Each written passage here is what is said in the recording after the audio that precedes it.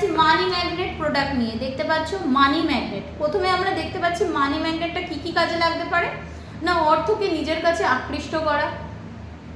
আচ্ছা, ধরো তোমার কোনো অর্থ কারোর কাছে ব্লকেজ হয়ে আছে বা স্টাক হয়ে আছে, সেই অর্থকে রিকভার করার শক্তি রাখে।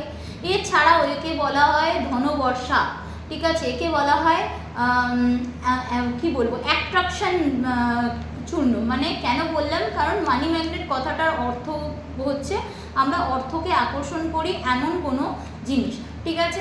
এবং তার থেকেও আরেকটা কি বলবো, এখানে হচ্ছে এমন একটা চূর্ণ যেটা পারে নিজের সাফল্যকে নিজের হাতের মুঠোয় করতে, ঠিক আছে।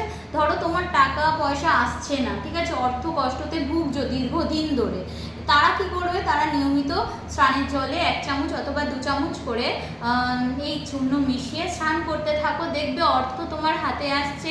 এবং মা লক্ষ্মীর কৃপায় অর্থর যে হাতে আসছে সেইগুলো থেকে তোমাদের বাধা কেটে যাবে, বা ধরো স্টাক মানি রয়েছে সেই স্টাক মানি রিকভার হবে, এবং কিন্তু তোমরা ধনবর্ষা দেখতে পাবে, মানে অর্থ কিন্তু নিজের হাতে আসবে। ধরো কাউকে গিফট করছো, তো সে হঠাৎই তোমাকে ধরো অর্থ মানে দিল, গিফট হিসেবে অর্থ দিল, এটাও কিন্তু একটা অর্থ প্রাপ্তিকে নির্বাচন করে, মানে অর্থ প্রাপ্তি হচ্ছে সেটাকেও রিলেট করে। তো মানি ম্যাগনেটের একটা এক্সাম্পল আমি তোমাদের দিয়ে দিলাম। যারা মনে করছো এই মানি ম্যাগনেট কালেক্ট করতে চাও, তো অবশ্যই দেরি না করে আমাকে কন্ট্যাক্ট করে নাও, আমি তোমাদের এই চূর্ণ দিয়ে দেবো।